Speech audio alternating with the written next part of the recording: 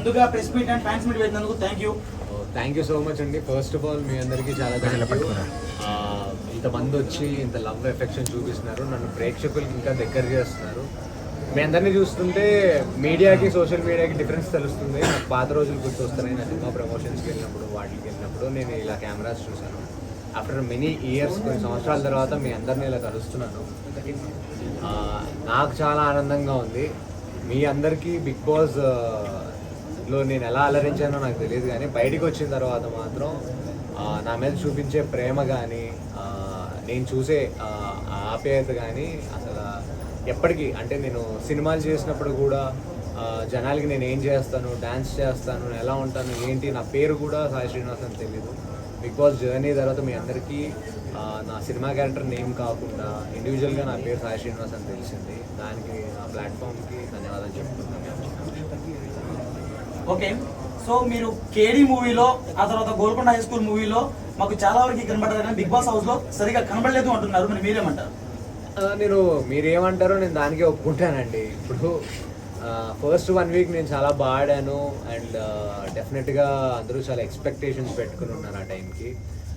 But ఎందుకో ఎక్కడో ఒక చిన్న టాస్క్లోనో లేకపోతే చిన్నవి, అంటే ఒక మనిషిలో చాలా చాలా వ్యక్తిగతంగానో లేకపోతే ఎన్నో ప్రభావాలు జరుగుతూ ఉంటాయి. నాకు తెలియదు అలా జరుగుతాయి అని చెప్పి, అండ్ నాకు అది ఒక కొత్త ఎక్స్పీరియన్సే కాబట్టి నేను వాటిని ఫేస్ చేస్తున్నాను. కాబట్టి నాలో నేను ఎన్నో కొన్ని విషయాలు తెలుసుకున్నాను అక్కడ ఉండి.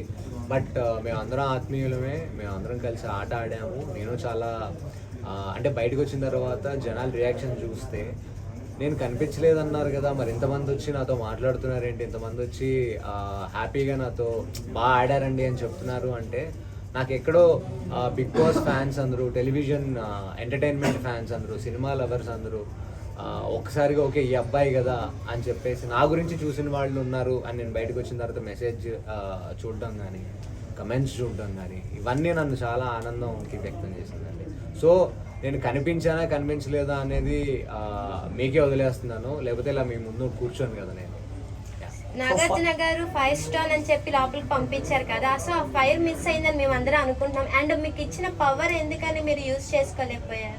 నేను నా పవర్ యూజ్ చేశానండి. మీరు కరెక్ట్గా చెప్తే నేను పవర్ని ఎప్పుడు యూజ్ చేసుకోవాలనే దానికన్నా రిస్క్ ఫ్యాక్టర్లో పెట్టుకొని మరీ యూజ్ చేశాను. ఆ విషయంలో నన్ను అంటే లైక్ పవర్ నేను ఒక్కడనే యూజ్ చేసుకోవడం కాదు, నేను ఇంకొకరికి కూడా యూజ్ చేయొచ్చు. ఆ పవర్ డెఫినెట్గా నాకు క్యాపబిలిటీ ఉందని నేను నమ్మాను కాబట్టి నేను ఒక వీక్ నేను రిస్క్లో ఉన్నా కూడా నేను ఆ పవర్ యూజ్ చేయలేదు. ద అదర్ వీక్ నామినేషన్స్ టైంలో కూడా నేను యూజ్ చేశాను.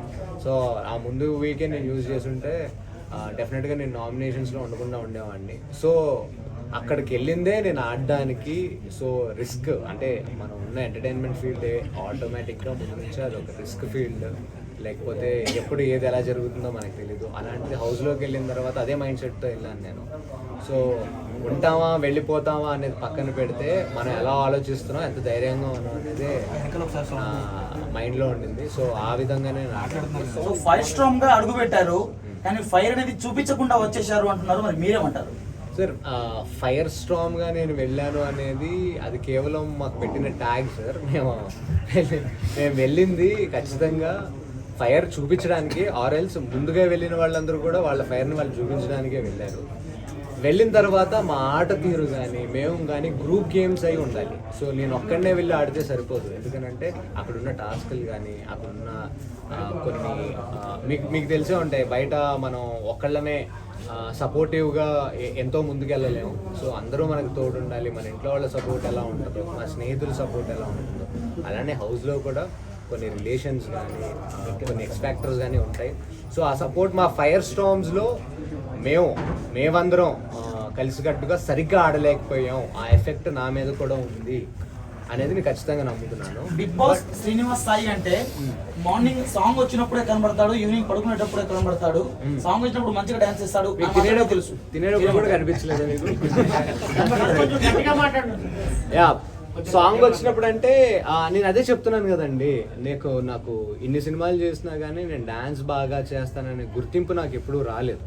ఓకే, నేను నా యాటిట్యూడ్ ఇలా ఉంటుంది, ఈ అబ్బాయి ఇలా ఉంటాడు, ఇలా మాట్లాడతాడు అన్న సినిమాల ద్వారా తెలుసు. కానీ నేను పర్సనల్గా ఏంటి అంటే సర్ప్రైజ్ అయ్యాను. బయటకు వచ్చిన తర్వాత బాబు నీ పేరు సాయి కదా, బాబు నువ్వు డ్యాన్స్ చాలా బాగా చేసావు అని అంటే నా పార్టిసిపేషన్ నేను ఎక్కడ ఇవ్వాలనుకుంటున్నాను, నేను ఎక్కడ ఇచ్చాను అనేది నాకు ఎంతవరకు చూపించారు, ఎంతవరకు చూపించలేదు, ఇలాంటి కంప్లైంట్స్ నా దగ్గర లేవు. ఎందుకంటే ఐ డోంట్ నో, ఒక్కసారిగా నేను బయటకు వచ్చిన తర్వాత మీ అందరి అప్రిసియేషన్సే నాకు వచ్చాయి కాబట్టి నాకు ఎక్కడా కూడా నేను కనిపించలేదు, లేకపోతే అక్కడ నేను సరిగ్గా ఆడలేదు, ఇక్కడ సరిగ్గా ఆడలేదు అనేది లేదు. ఎందుకంటే ఒక వీక్ కూడా నేను నాకు సరిగ్గా తిట్టించుకోలేదు.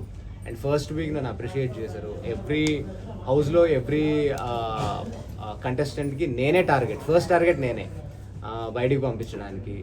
వాళ్ళు చురుగ్గా ఆడుతున్నారని ఇమాన్యుయల్ నాకు కాంప్లిమెంట్ ఇవ్వడం, సుమన్ అన్న నాతో క్లోజ్గా ఉండడం కానీ, సంజనా గారు కానీ అందరూ కూడా నాకు ఇచ్చిన ప్రశంసలు ఇవన్నీ కూడా అవి బయటకు వచ్చాయో లేదో నాకు తెలియదు కానీ అది ఎంతవరకు. But I'm personally very very happy. అయితే అంటే బిగ్ బాస్ హౌస్ లో ఉండాలంటే బాండింగ్స్ వల్లే ఉన్నారని చెప్పని అంటున్నారు. అసలు మీరు బాండింగ్ లేకపోవడం వల్ల బయటకు వచ్చేసారా? బాండింగ్స్ అంటే రిలేషన్స్, మనకి అక్కలు అమ్మలు ఇలా ఉండాలని కాదండి. బాండింగ్స్ అంటే మనకి బయట లైఫ్లో సపోర్ట్ ఎలా ఉంటుందో, ఎందుకంటే ప్రతి టాస్క్కి లింక్ అయి ఉంటుంది. ఒక ఫ్రెండ్ ఉండాలి, లేకపోతే మనకు సపోర్ట్ ఉండాలి, ఓటింగ్ టాస్క్స్ ఉంటాయి, చాలా ఉంటాయి విధి విధానాలు. సో అటువంటి వాటికి ఖచ్చితంగా బాండింగ్స్ అని కాకుండా మనల్ని మనం ప్రూవ్ చేసుకోవడానికి కొన్ని సపోర్టివ్ ఫ్రెండ్షిప్స్ కూడా ఉండాలి, అందులో తప్పే లేదు ఏమాత్రం.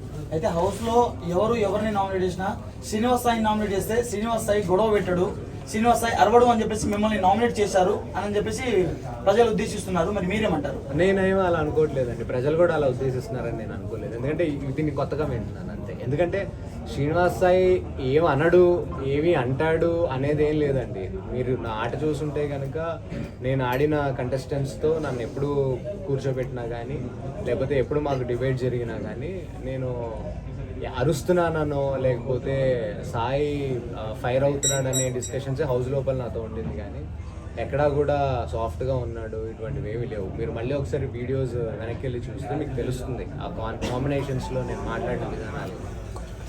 అయితే మీరు బిగ్ బాస్ హౌస్ లో అప్రాక్సిమేట్ గా 3 వారాలు ఉన్నారు. ఆ 3 వారాలు 4 వారాలు ఉన్నారు. 4 వారాలు ఇన్ఫర్మేషన్ క్లియర్ గా లేనట్టుంది. 4 వీక్స్ ఏం నేర్చుకున్నారు మీరు? 4 వీక్స్ నా గురించి నేను తెలుసుకున్నానండి, పక్కన వాళ్ళ గురించి పక్కన పెట్టండి ఫస్ట్ ఆఫ్ ఆల్. ఎందుకంటే వాళ్ళు నా ముందు నటిస్తున్నారా, సరిగ్గా ఉంటున్నారా, ఎలా ఉంటున్నారా అనేది నాకు తెలియదు. ఎందుకంటే నేను మధ్యలో వెళ్ళాను ముందు నుంచి. అండ్ వాళ్ళకి ఆల్రెడీ ఒక టీం ఉంది. మేము ఎప్పుడైతే ఫైర్ స్టార్మ్స్ లోపలికి వెళ్ళామో అక్కడ ఆల్రెడీ ఒక ఎగ్జిస్టింగ్ గ్రూప్ ఉండింది, వాళ్ళ మధ్యలో పోటీ ఉండింది. మేము వెళ్ళిన తర్వాత వాళ్ళంతా ఐకమత్యంగా ఆడారు, మేము ఆడలేకపోయాం ఫైర్ స్టార్మ్స్. ఎందుకంటే ఫైర్ స్టార్మ్స్ని పంపించిన ఇంటెన్షనే అక్కడ మేమందరం కూడా ఐక్యమత్యంగా వాళ్ళని ఎదుర్కోవాలనే ఉద్దేశంతో మమ్మల్ని పంపించారు. కానీ నేను ఒక్కడిని అక్కడ ఐకమత్యం అంటే అందరూ కలిసే కదా ఆడాలి. సో నేను ఒక్కడిని కాదు కదా అక్కడికి వెళ్ళి అందరినీ ఫేస్ చేయాలి. వాళ్ళు చాలా బాగా ఆడారు ఓజీ టీమ్. డెఫినెట్గా ఫైర్ స్టార్మ్స్కి వచ్చేసరికి కొంచెం మా కమ్యూనికేషన్ గ్యాప్స్ వచ్చాయి. అండ్ ఆరోగ్యరీత్యా ఆయేషా వెళ్ళిపోవడం కానీ, లేకపోతే ఇంకా వేరే ఇష్యూస్ వల్ల ఫైర్ స్టార్మ్స్ ముందు నుంచి వెళ్ళిపోవడం కానీ, సో మేమే టార్గెట్ అయ్యాం. చాలా పాజిటివ్ ఫీలింగ్ ఉందండి. క్యాపబుల్గా తను తీసుకుని వెళ్ళింది కదా లాస్ట్ వరకు, తను పోరాడింది అన్ని విధాలుగా లాస్ట్ వీక్ వరకు ఉంది. యాక్చువల్లీ నేను అడగాలి మీ అందరినీ ఆమె మీద ఫీలింగ్స్ ఏంటి అని. డైరెక్ట్గా అంటే మీరు ఇప్పుడు ఆమె సెకండ్ రన్నర్ అప్ దాకా వెళ్ళింది, కప్పుకి ఆల్మోస్ట్ వెళ్ళింది అంటే డెఫినెట్గా మీ అందరి సపోర్ట్తోనే కదండి వెళ్ళింది, లేకపోతే వెళ్ళేది కాదు కదా. సో తను ఖచ్చితంగా ఆట బాడింది కాబట్టి ఆ స్థాయి వరకు వెళ్ళిందని నేను నమ్ముతున్నాను. తనుజ గారికి మీరు కెప్టెన్సీ టాస్క్ లో సపోర్ట్ చేయలేదు, దివ్య గారు చేశారని చెప్పి మాట్లాడారు కదా, సో దాని గురించి మీ ఒపీనియన్ చెప్తారు? నా ఒపీనియన్ ఇన్నర్ హౌస్ లో ఉంది, అదే నా ఒపీనియన్ అండి. లేదండి అంటే చెప్పండి.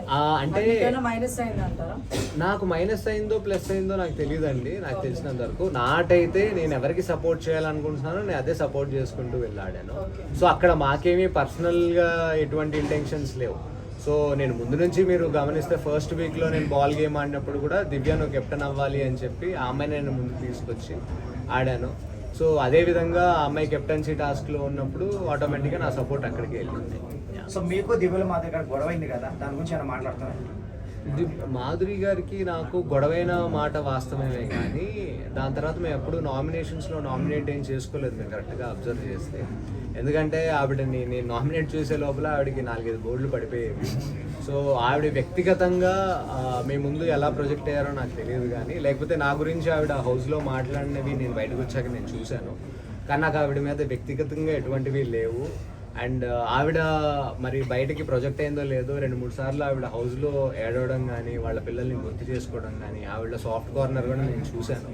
సో ప్రతి మనిషిలో నెగిటివ్ పాజిటివ్ ఉంటుంది, సో గుడ్ ఆర్ బ్యాడ్ ఉంటుంది, అది మనం బయటకి చూపించాం. ఆవిడ బయటకి బ్యాడ్ బాగా ప్రొజెక్ట్ అయి ఉంటుందేమో, కానీ హర్ గుడ్ కూడా నేను చూశాను. అంటే లోపల హౌస్లో మీరందరూ గుడ్ అనుకున్న వాళ్ళ బ్యాడ్ నేను చూశాను. ఓకే, హౌస్లో ఉంటే మీకు ఎలా అనిపించిందని అడిగారు కదా, చెప్తున్నాను. మీకు గుడ్ అనిపించిన వ్యక్తుల్లో బ్యాడ్ నేను చూశాను, అండ్ బ్యాడ్ అనుకున్న వ్యక్తుల్లో గుడ్ కూడా నేను చూశాను. సార్ మీరున్న 4 వారాల్లో మీ బర్త్డే సెలబ్రేషన్ జరిగారు, మీరు ఎలా అభిప్రాయపడతారు? అది లైఫ్ టైం. అంటే మన పుట్టినరోజు బిగ్ బాస్ హౌస్లో జరుగుతుంది అంటే కోట్లాది మంది సమక్షంలో జరుగుతున్నట్టే. అంటే మనం ఏదో ఫ్రెండ్స్ నలుగురిని పిలుచుకొని మనం పార్టీ చేసుకుంటాం. నేను హౌస్లోకి వెళ్ళేంత వరకు అక్కడ నాకు ఎవరూ పరిచయం లేరు.